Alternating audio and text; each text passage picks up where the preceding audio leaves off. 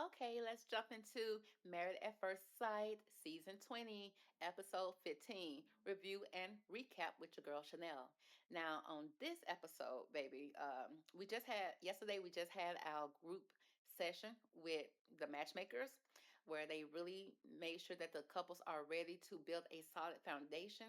If you was not ready to be all in, you need to be all out. And guess what? Nick and Courtney ended up being all out. So they're no longer on the show.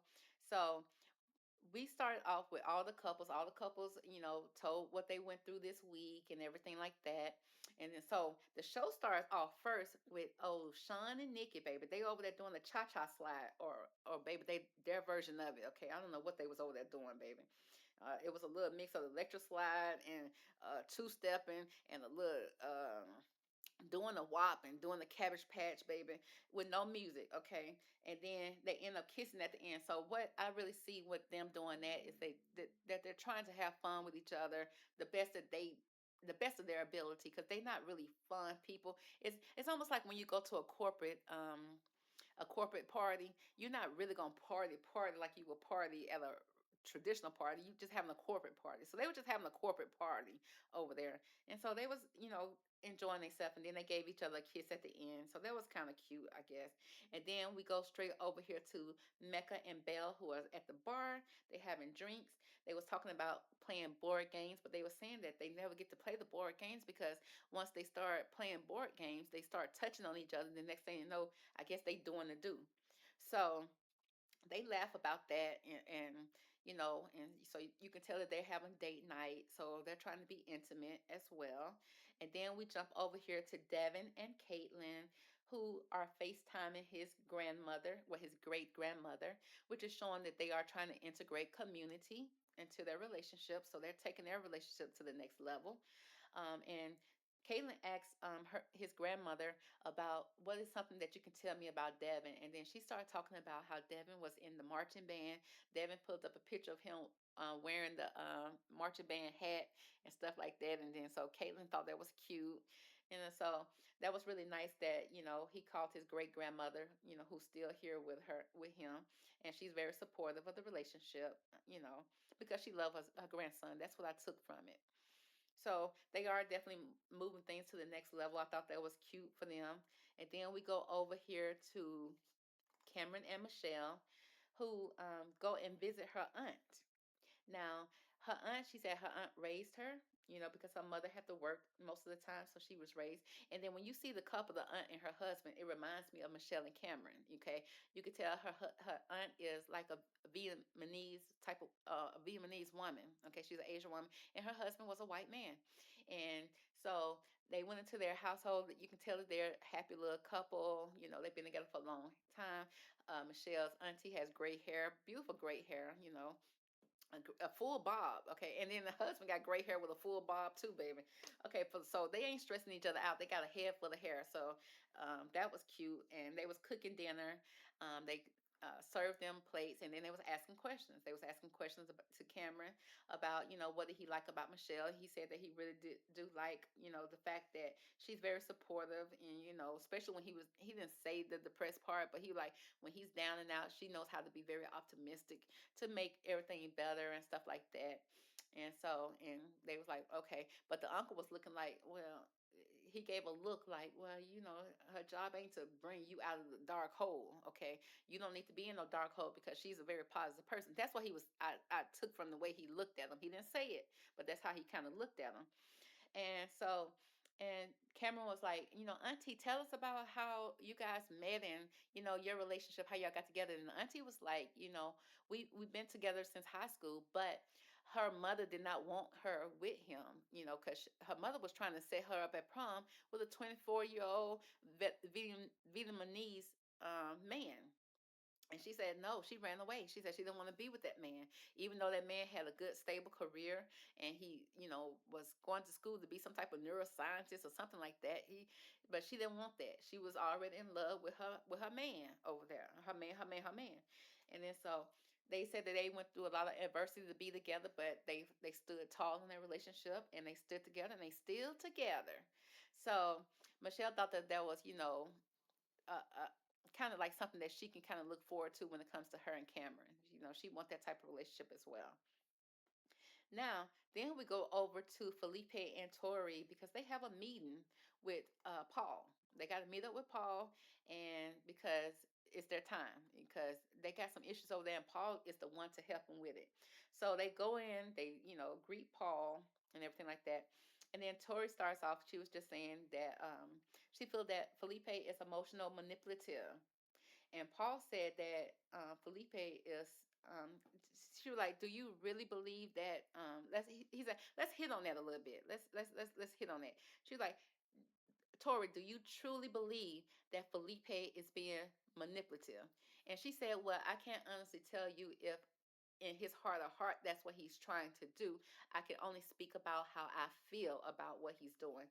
And then Paul was like, "Okay, that's fair, that makes sense." Then he went over to Paul. He went over to Paul went over to Felipe and said, "Felipe, are you being manipulative when it comes to your emotions when it comes to Tori?" And then Felipe said, "No." He said, "I'm not being manipulative at all." He said, "I'm just trying to be honest about everything." And then Paul said, "That's what I thought." He said, "When it comes to emotional manipulation, you would think that somebody is trying to control you via your emotions." And he said, "I don't feel that Felipe is trying to control you with his emotions. What Felipe is doing is being honest, and by him being honest, he's speaking his truth." And he's not speaking his truth to control you in any type of way. He's speaking his truth to let you know how he feels. And that was a good call on Paul. And I feel that because Felipe is being honest. Whether you like it or not, you think it's wrong or not, honesty is the best policy. And what Tori is saying is, well, I don't mind him being honest, but be honest with me when we're one on one, when we're together. Don't wait to get me in front of our peers and embarrass me. And that is true.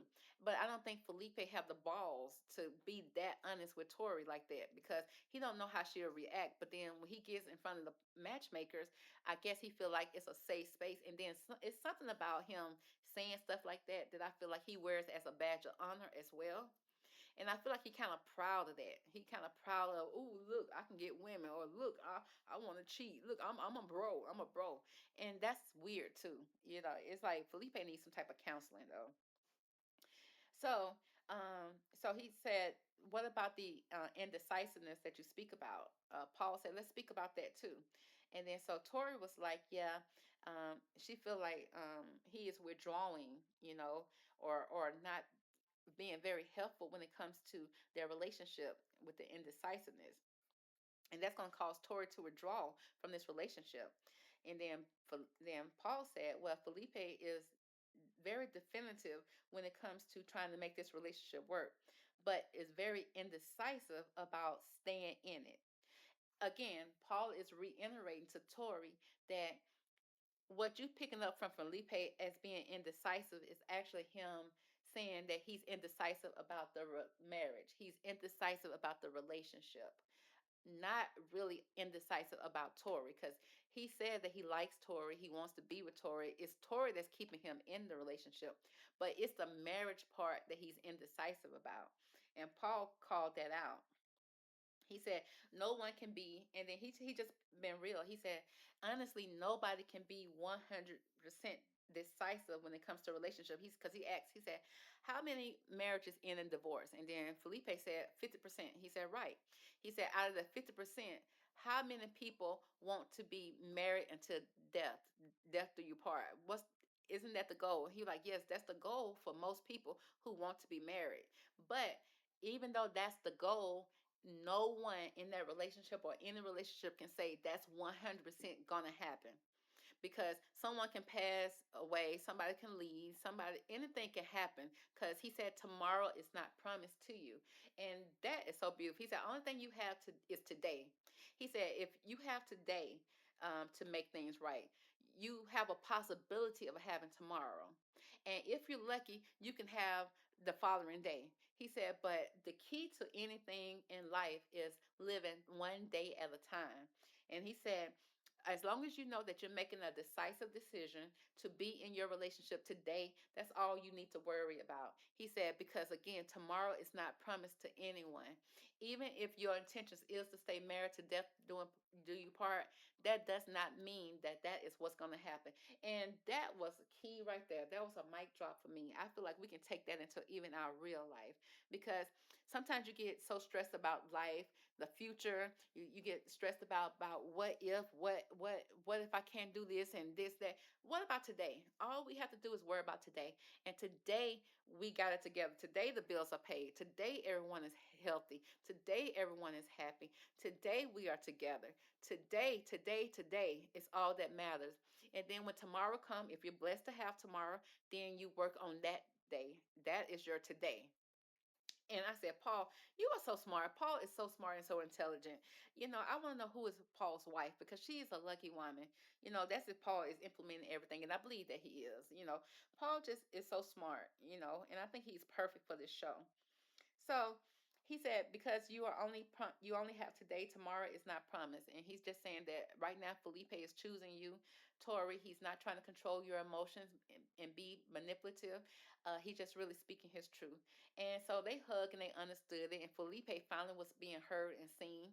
And because that was the truth of the matter, Felipe was just speaking his truth, and he didn't want to be, put down for speaking his truth, because you do want a man to be truthful to you, but you do want him to be truthful to you one on one. Don't wait till we get into a crowd of people and then try to embarrass me.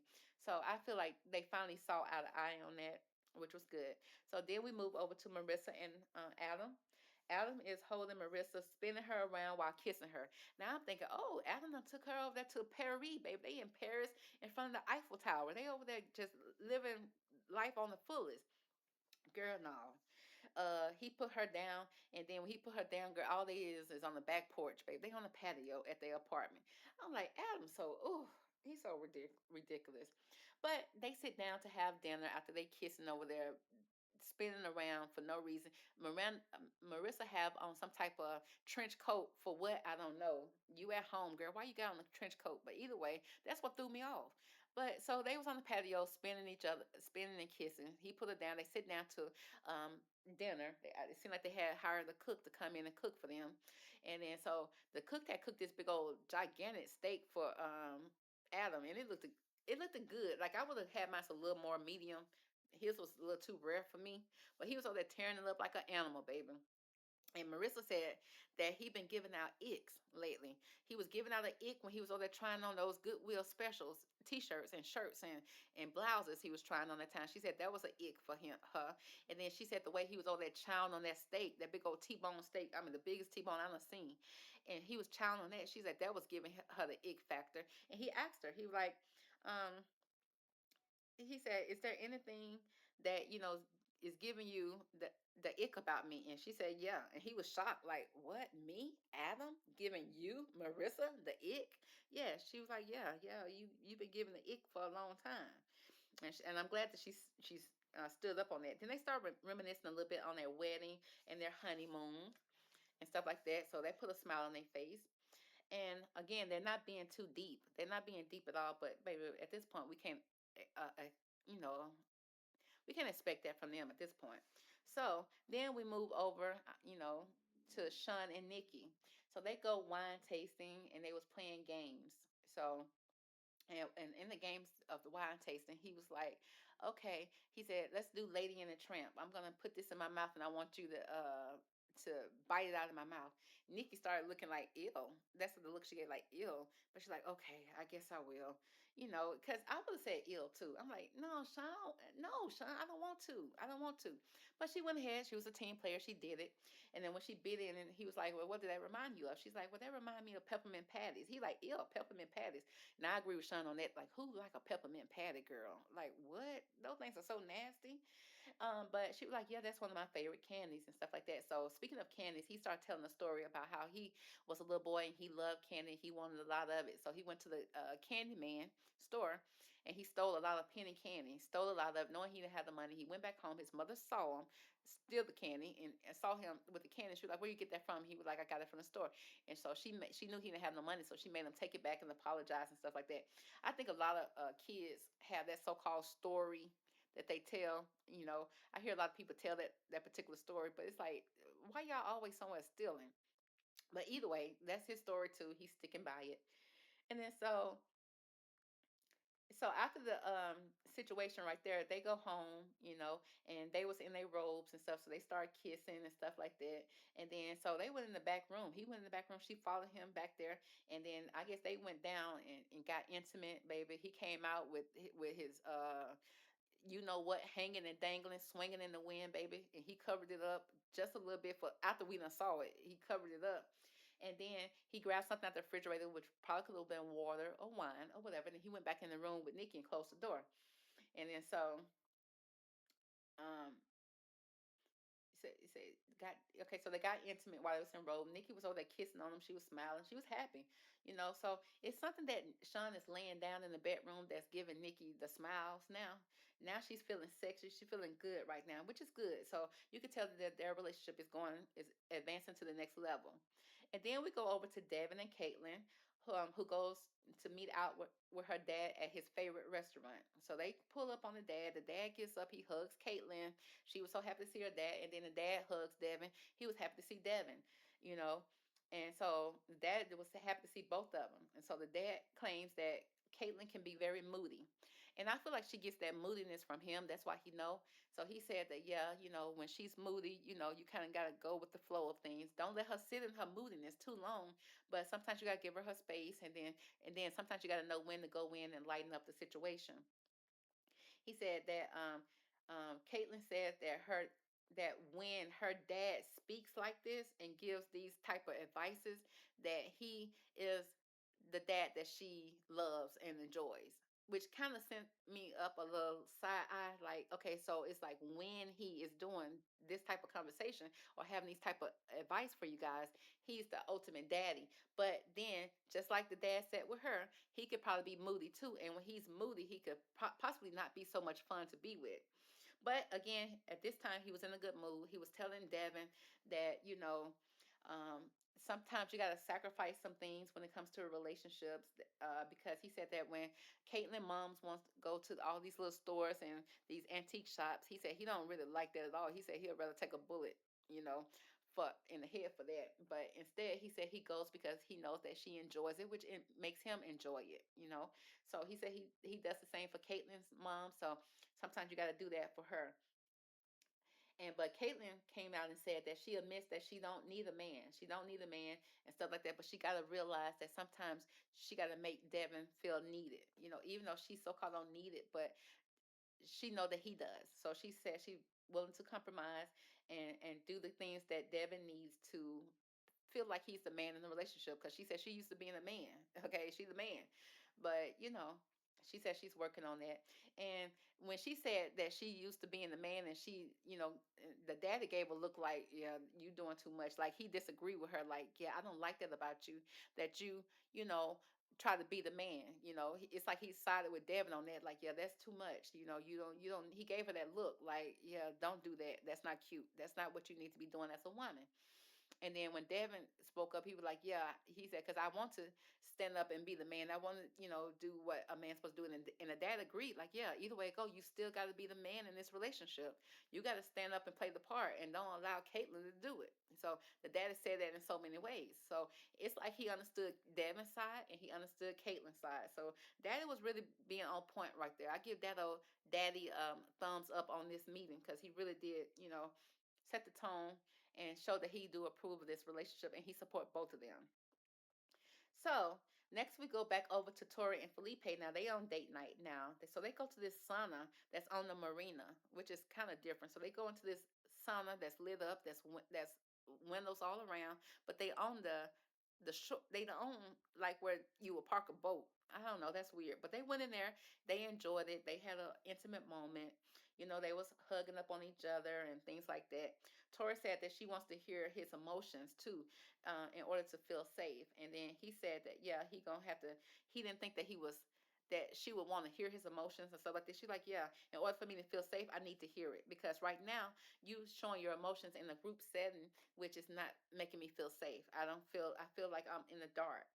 And then she said that they are very attracted to each other, and she wants to make sure that attraction stays. And then he said, I got a gift for you. So he gives her a gift, which is their wedding picture, which showing that they shared their first kiss. She was so happy. She lit up. She smiled. She said, it's such a beautiful picture and a beautiful thought. And then she said she are starting to live in the moment. She just want to be in the moment and live in the moment and enjoy each other. So they had a good night. They opened up with each other. They shared their feelings and emotions. And I feel like Felipe is really actually trying. He said that he learned a lot from the matchmaker, aka Paul. So now it's time for the couples dinner. Okay. Now Paul and Lisa are not there in the physical. They like behind the scenes watching everything. So the groups all come in, baby. Everybody looking cute in their own little way. But who stood out to me that looked the cutest was Devin and Caitlin. I like the way how they walked in. Devin walked in. They was somewhat kind of color coordinated. I like the colors that they had on. It worked well together. She walked in feeling sexy. She had a little pep in her step with her little short mini skirt dress on with the split up the side. Devin came in with his shirt like two or three buttons unbuttoned, showing his chest, baby. His mohawk was flipped out, baby, to the T, and her hair was looking cute. So they were looking very cute. You can tell that they finally in their couple mode. Like she feeling like she is a woman with him, and he feeling like he could be the man. He could let his chest out, baby, like Superman. So they came in very cute. Cameron and wait a minute. Let me show y'all something here. Okay, so yeah, they came in looking cute and everything like that. I meant to show y'all them. So they was looking very cute. I give it to them. I like them together as far as how they look and stuff like that. I just want Caitlyn to be more a little deeper, and not so surface level. And I want Devin to just be able to be who he truly is. He like to be fun and dancy and that type of person. And I want him to be able to show that too. But I could tell that they both are compromising to make this relationship work, which is good and bad. But either way, and then next we have Cameron and Michelle. They walk in, and they talking about they want all the smoke. They said they want all the smoke. They said they tired of everybody sugarcoating their relationship. They pretty much saying they want to be the only one that's perfect. Everybody else ain't perfect. They need to be laying it out on the line. And I'm like, well, y'all need to lay y'all stuff out on the line too. Michelle, you need to say how your man be over there depressed all the time, and you got to constantly bring him out of that dark hole. Okay, Cameron, you need to admit that sometime when you in that dark hole, you want to sit in it. Sometime you want Michelle to go and chill. But then again, I think he do appreciate Michelle bringing him out. So either way it go, y'all don't have the perfect relationship, so stop acting like you do. Okay. And then the matchmakers, Miss Lisa, she love her some Mecca and Belle. So when they walk in, she's like, oh my God, I just love them. They look so cute. She always think they so cute, no matter what Mecca wearing, baby. Mecca can have on a scarf on his neck, a sweater, a too big sweater, big pants, baby. It don't matter. Miss Lisa gonna like it. Okay, she just like to see them together, and she really rooting for them. And then Felipe and Tori walk in, then here come Miss Lisa. She said she doubt Felipe is gonna do right. But the um but Paul came to his defense. He was like, yeah. He said, I have hopes for Felipe. He said, because Miss Lisa doubted him. She like, Felipe is full of shit. But then Paul was like, yeah, but I think that he's gonna pull through and he's gonna do right. So Paul rooting for them. And then Sean and Nikki walks in. They actually look like a real couple. You can tell that Nikki felt sexy. She was hoping that, Sean liked her dress and everything. And she walked in with a pep in their step. And they are actually, to me, starting to look like a real couple that I don't seen before in real life, like a corporate couple. And believe it or not, corporate couples do work. Now, they may not be the most romantic with each other, but they know how to build business together. They know how to work well together. They do build legacies together. They have nice homes together. They work to a certain extent. They may even have separate rooms, but that's what worked for those corporate couples. So they starting to look like that corporate couple to me, and I think that works well with them. And long as Sean can get a little Nikki every once in a while, I think that will work for them because Nikki really do like the corporate side of Sean. So they walk in, she feeling sexy after they done did the. She said they didn't go all the way, but they went far enough for her to know Sean is packing. Sean know how to have some fun with what he got. So, and it's like she enjoying it too. So I like that they walked in, they was feeling sexy and everything. And then Caitlin says that she gonna cuss Felipe out if if he say anything about wanting to cheat again. She said she's gonna take it amongst herself. She's gonna be the man in the relationship and defend Tori. And Tori just sat there and looked at him like, okay, I hope he don't embarrass me again in this group session because I'm just sick and tired of being embarrassed. So Paul comes in and says, he said, Michelle don't have drama. Therefore, she needs the group for her drama because Michelle comes in and she rings the cowbell, says dinner is served, and then Paul had to note that yeah they don't have drama, so it's like Cameron and Michelle live for the drama from the couples, and I agree with that. Paul, right? She does. You know, for some reason she loved to see the and hear the drama when it comes to everybody else. Speaking of drama, here go Adam. Okay, so Adam said that he has compromised. He started off at the group session saying that he has compromised. He said he been chilling lately. He said he ain't been on the water. He ain't been jet skiing. He ain't been pickleballing or nothing. He said he wants Marissa to work out with him. He want them to spend a couple time together a week, and then he gonna meet her halfway. How are you gonna pick up a book and read with her? Are you going to celebrate with a toast with a glass of wine with her? What are you going to do? Because that's all we see Marissa like. She like her wine, she like her charcuterie boards, and she may be more of a homebody. We didn't see much of Marissa, so we don't really know what Marissa wants. We just know she's tired of being on jet skis all the time. Now, he said that, Adam also said he's going to keep, he didn't say he's going to keep comparing her to his ex. He just going to keep doing it. And so he kept on talking about, his ex, especially when Marissa said that the intensity give her anxiety. So he threw back in the ex and let her know, like, listen, my ex didn't get no anxiety. My ex kept up. Well, your ex is gone, Adam. Just like your parents. Your ex is gone, just like your mama and your daddy, okay? We don't know where your mom and daddy at. We don't know where your ex at. Okay. So you saying that these people or this so-called ex was so perfect. Where is she? Where is Mrs. Perfect? Okay. So Lisa said that Adam is still playing games, which I agree, he is. And so Sean asked about Adam's parents and his intelligence, and I was right there with Sean. Sean wanted to smoke a little bit, okay. So he said, "I just got a question for you, Adam." He said, "Do you act like your parents? Do your parents talk like you? Do they act like you? Do you do you have anything in common when it comes to your father or anything like that?" And so Adam was just sitting there looking like he was like, "What? Like, how dare you speak to me? Who are you to speak to me out of all people? Like, who are you?" And then Sean kept on going. Sean was like, "Yeah, because I question your EQ, your emotional intelligence. I wonder where it is. Okay, it seems like you're creating some type of character, and you just falling into that character, and you won't get out of it, baby. You won't clock out of it." And so at this point, Adam is pissed off. So he was like, he So they show Adam's one on one, or talking to the camera. He was like, "How dare him try to bust me out like that? Like he don't have no type of romantic relationship with his wife. He don't does not have no type of true connection. How can he question me and my intelligence? Like he too old, he too grown for that." He was saying they too old for that. He tried to play the age game. Like, yeah, how dare he question me? I'm young, vibrant, handsome, white man. How dare he do this to me? So and then so it goes back, and Sean kept on going. He was like, he said, because he said he has friends, that are intellectual, and he said none of them use words like vibe. None of them use words like, like he are using. Like it's almost like you're not that intelligent. It's not it's he said it was almost like you don't have the vocabulary to express yourself properly. And so I'm just wondering, are you anything like your parents? Oh, well, yeah, he just like his parents, okay? He pushing Marissa just like his parents pushed him, but yet are not tapping into his emotion, Marissa emotion, just like his parents don't tap into his emotion. Like he got married and his parents didn't even show up. We ain't seen a phone call or FaceTime. We ain't seen nothing from his parents, okay? So yeah, he is like his parents in so many ways. But Adam said no, he said no, his parents don't talk like that or anything like that. And he said, "How dare you, say that I'm not intelligent?" He said, "But I didn't say you wasn't intelligent. I said your EQ, which means I'm talking about your emotional intelligence. I don't feel like you're emotionally intelligent enough to express yourself."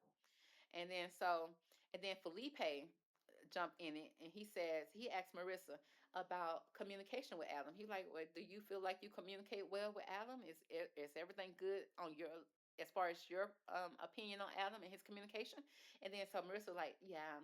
She like He's just fine. He communicates quite well. I don't have a problem with that. Pretty much debunking what Sean was saying. She was saying, he's very much, intelligent when it comes to conversation.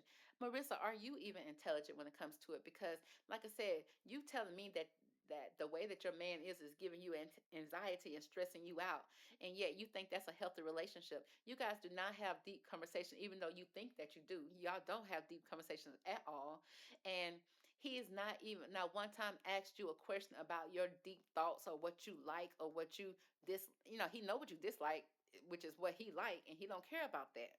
So you guys are not having intellectual conversations, but maybe that's not something that they are willing or capable of doing or care to do. So that's fine if that's what they want to have in their relationship. And then we go over to the perfect couple. Cameron talked about his depressed, shitty days. That's what he called it. And then he bragged about how Michelle pulled him out. And I give him a hand clap for that. Kudos to Cameron for putting their stuff out there, letting them know that they're not perfect, that he has flaws. He pointed out the flaws. I think knowing is half the battle.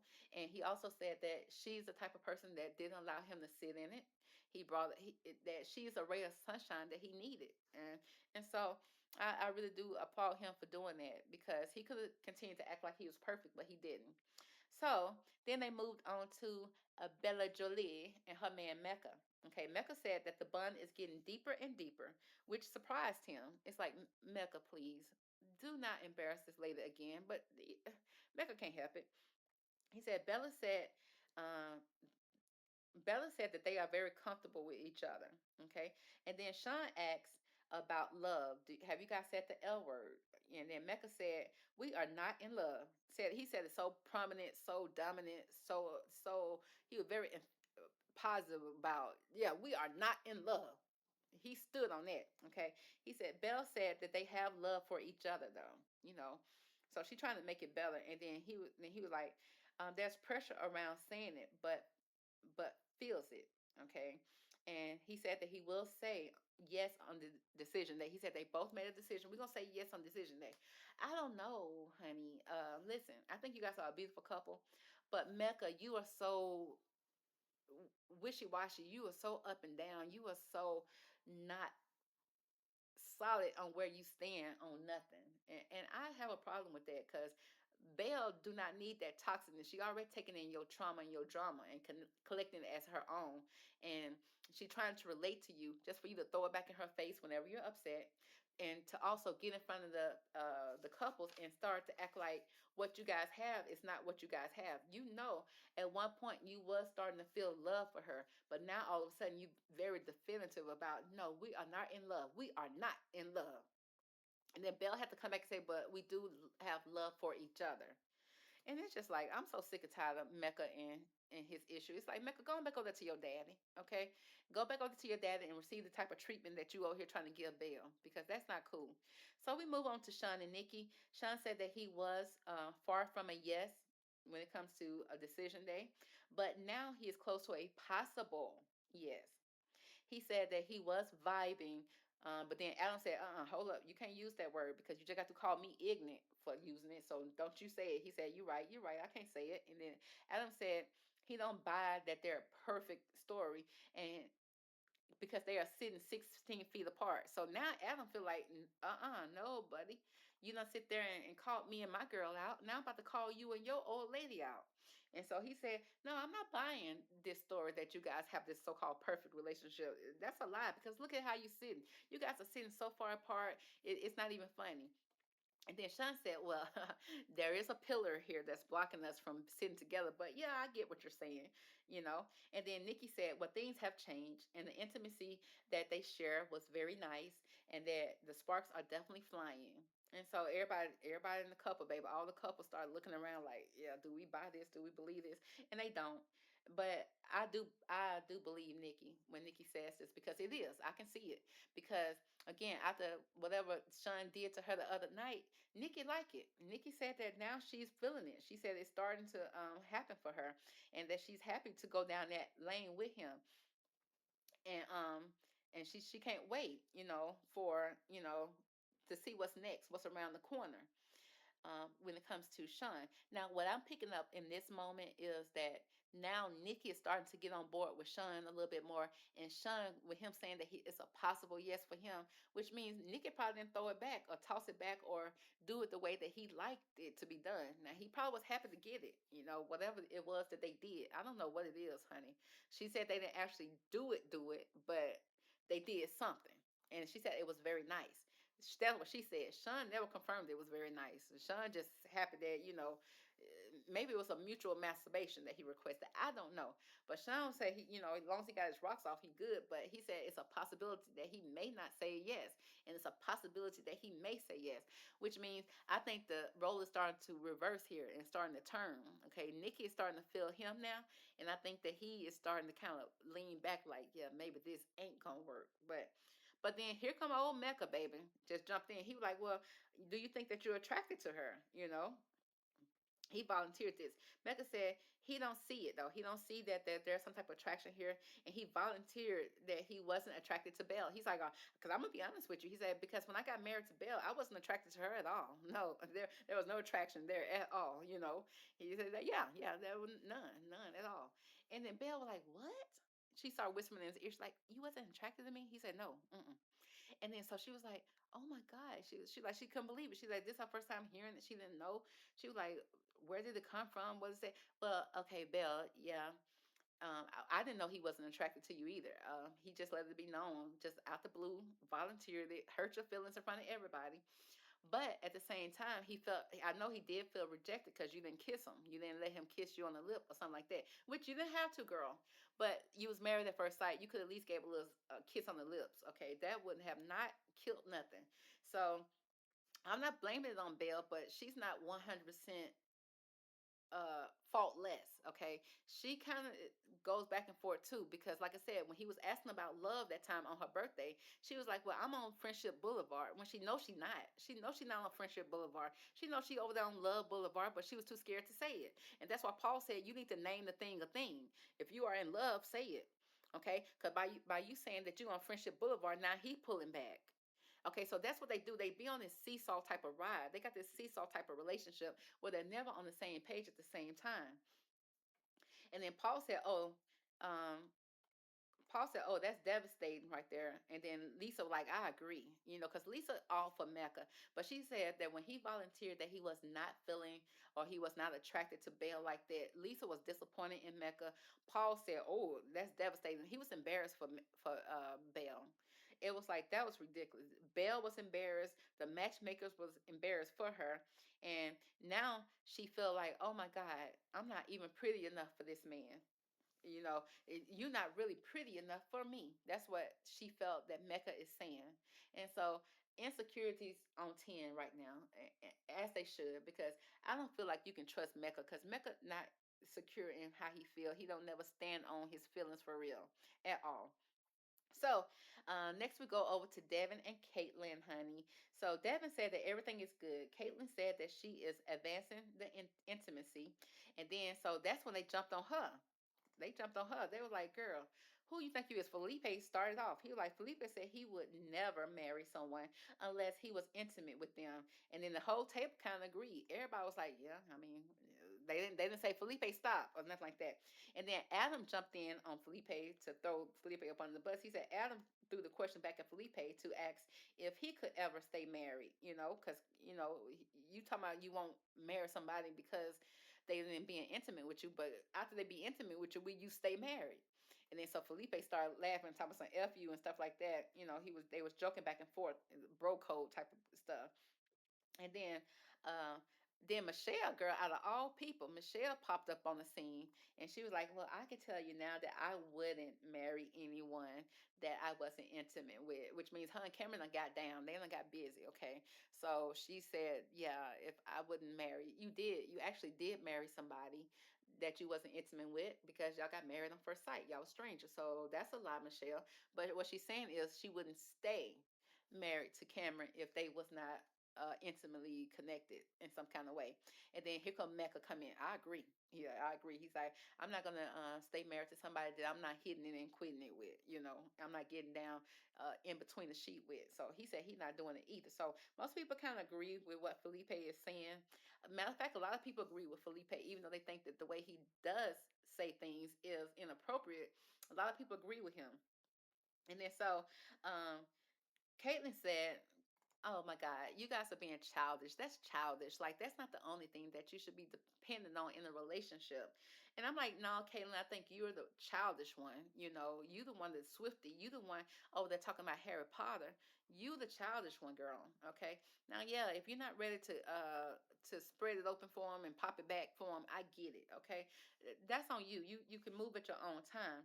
But Devin said that physical intimacy is important, and that he said that without it, you or people in general would try to seek it elsewhere. Caitlin said, "I hate that answer." So Caitlin thought that he was saying that if she don't give it to me, I'm a cheat. That's not what he was saying exactly per se, even though that is what he was saying. But he's not saying that that's something that he was gonna do. And Dr. Lisa come in, it's like, well, he's not wrong, because she loved, not only she loved Mecca, but she also loved Devin too. And she was like, "Well, that's not what he said, Caitlin." She was like, "He is saying that, people will cheat if they don't, get what they need in the relationship. That's just something that he's saying that will happen in general." And then Paul just kind of sat there, but Lisa was on Devin's side. So he was like, and then Devin said that that is not something that he would do. He said he wouldn't cheat. He's talking to Caitlin. "I wouldn't cheat and I wouldn't do it, but I'm just saying in general, people would do it." And then Caitlin dismissed him and said, "Oh, I wasn't talking to you. I was talking to Mecca." So now she back in her masculine energy. She back to being masculine. Back to acting like a man again. And then all the men, including Cameron and even Adam, they all said that they didn't like her doing that to Devin. They all said that she was wrong for dismissing him. They felt like, oh, shots were fired, and they didn't like take kind to that at all. They said that Caitlin was being disrespectful to Devin, and he did not deserve that. He was not even being disrespectful. Matter of fact, he was being apologetic for saying it. He was saying he didn't mean it that way. If you took it that way, I apologize. So the men got mad. So now the men don't really like Caitlyn at all because of how she treating Devin. Because Devin is actually a good guy, and he really trying, and they can see him trying. But they were saying that, yeah, you're not gonna be talking to our boy like that. And then so he lost his voice, himself again. Okay, so Devin back over there, acting like a little boy who can't speak. And I felt bad for him. And so Devin again apologized that she accepted it, but she wanted him to be quiet altogether. And then that's when Miss Lisa chimed in and said, "Yeah, he is making a great um, point. Caitlin is overreacting and burying the point. It's like Caitlin is missing the point that Devin is putting out, and Miss Dr. Lisa said that he made a great point. You know, but then we go back over there to old Felipe, and he said that if she don't give intimacy, are you saying yes on decision day? So everybody start laughing. Everybody at the table start laughing, and then Devin said, "F you, Felipe," and then everybody still started to laugh. So we go back over there to Tori and Felipe. I don't think Devin even answered the question. He didn't even say yes, I'm gonna stay, or no, or nothing like that. He just said, "Oh well, that's not important to him right now." So we go back over to Felipe and Tori. Felipe said that he got cooked at the last group session, but said that the session that he had with Paul was very beneficial. The men are down Felipe. All the men are looking at Felipe, side eyeing him like, yeah, whatever, whatever. And I noticed that when Felipe turn came, that something pointed out to me that when it comes to how Felipe is treating Tori, all the men agree that Tori don't deserve that.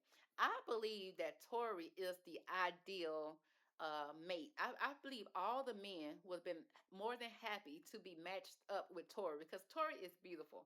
And Adam let it be known. Adam said Tori is absolutely beautiful. She's amazing. She's career oriented. She would be a great mother. He just said all the great things that I never heard him say to Marissa.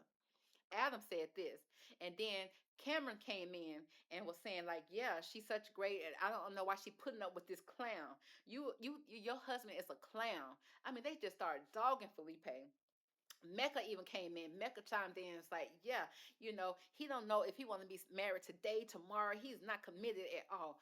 When I say all the men, except Devin, because Devin done got pushed up under the table. So Devin just smiling, just looking, And Sean wasn't really saying too much of nothing. But when it came to how Felipe is treating Tori, all the men stepped up and said, nah, the way you treating her is inappropriate. You a clown. You doing clown action. You don't deserve a woman like that. You would never get another woman like that. This is Cameron now. He said she should have been left. She should have been walked out on you when you first said that you can't stay faithful. That when you said that you don't know if you want to be married. I mean, they came hard. I've never seen a man come this hard. And so Adam is coming hard at Felipe, saying that, he's like, well, 30 minutes ago, you telling me that a 30-minute session has taught you how to control your mouth, because that's what it is, because you still have the same thoughts. You still want to do the same action. It's not like that you have changed. It's not right now. That 30-minute session with Paul just only taught you how to be quiet, how to not speak your truth no more. Okay. And then Mecca came in and said, yeah, he's like, because you were wrong for not telling her beforehand. You should have been told her that you didn't want to be married, that you was having second doubts. You didn't have to wait till you got in front of all of us and started embarrassing her. And then here come Cameron. I mean, when I say they was tag teaming him, Cameron said, and the important part is that he still feels this way. It's not like Adam said, you just only hiding the way that you feel now. You still feel the same way. You still don't know if you're gonna be faithful. You still don't know if you want to be married to her. You still feel this way. I'm like, oh my God. At this point, it is clear that Tori is the ideal type. Tori is the one that Adam would have married with no problem. Cameron would have married with no problem. Mecca would have married with no problem. They see beauty in Tori, and they came to her defenses as if they were brothers and daddies and her family. They came to her defense so much, and I really like that for Tori. Tori was just sitting there looking. Felipe was just taking it all in, and looking embarrassed. And so it's clear that if Tori was in one of those men that I just named wife, they would have been on bending knee. They would have been happy to be with her, because I feel like Michelle is not Cameron's type. Um, is she good for him? Yes. Is he starting to grow attraction for her? Yes. Okay, you can tell that, she is beautiful and he sees it. But if it seemed like his type would be Tori, 100%. Adam, Tori, 100%. Mecca, Tori, 100%. Because you can tell that Mecca probably never dated a black woman before. It's just the hints of him, how he dressed, his fingernail polish, black fingernail polish. He seemed like he thinking that he is something that he ain't, and he seemed like Tori would have been his ideal type too. And you can see it. They came to her defense. They was, I mean, they were firing shot after shot after shot at Felipe. And then Michelle said that she said Tori signed up for dating at first sight and not marriage at first sight. And then Lisa came in like boom. She's like, that's a great point, Michelle. And then so get back over there to Tori. Tori said they was like, she said, hard no. She said, no, I am not good with it. She was answering Michelle's questions, how about, are you okay with how he's treating you? Because it seemed like you're dating at first sight, not married. And then she's like, it's a hard no. She said, I am not good with it at all. And then Lisa was like, okay, there you go, Tori. So Miss Lisa all about that empowerment. She wants Tori to be empowered. Tori speaks a good game, but her actions do not stand behind her speak. She speak a good game and have Miss Lisa be like, you go, girl. But Tori will still sit there and take the stuff from Felipe. So I don't know what's up with Tori, and that Tori got some issues. I think she really wanted to work with Felipe at any cost, even at cost of losing herself. She's down with that. And then so um, Cameron and Mecca um, and Adam kept coming for Felipe, baby. It wasn't over. They were still coming for him, still throwing shots at him. And Felipe said that he wanted somebody to stand up for him and defend him, because he said that he changed, aka a 30-minute session and one date showed that he so-called changed. And he wanted Tori to stand up for him, but Tori just stood there in silence, and she did not stand up for him. She did not confirm that she would stand up for him, because again, he's the one doing this stuff towards her. And then here come Cameron, baby. I mean, they said Cameron said, I just believe that this whole side of the table should be gone. And he pointed out everybody. It wasn't just enough that he said this whole side of the table. He said you should be gone, Devin and Caitlin. Then he said also you should be gone, Nikki and Sean. And then he said, oh, definitely you, Felipe and Tori. All y'all should be gone.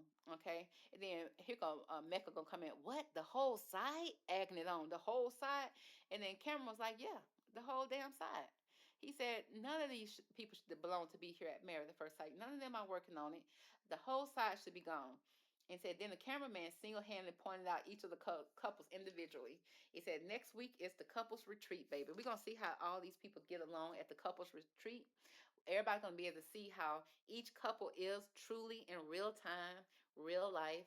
They're gonna be spending the time together, honey, and it's already telling me that's gonna be a good episode. Okay, that's gonna be a good drop, and I can't wait. So y'all catch me on next Thursday, girl. Okay, well, the Thursday coming up, honey, and so that we can go ahead and break down this episode 16, 17, and 18, girl. It's gonna be good. Okay, y'all let me know how y'all feel about everything. Okay, and I'll talk to you later. Bye.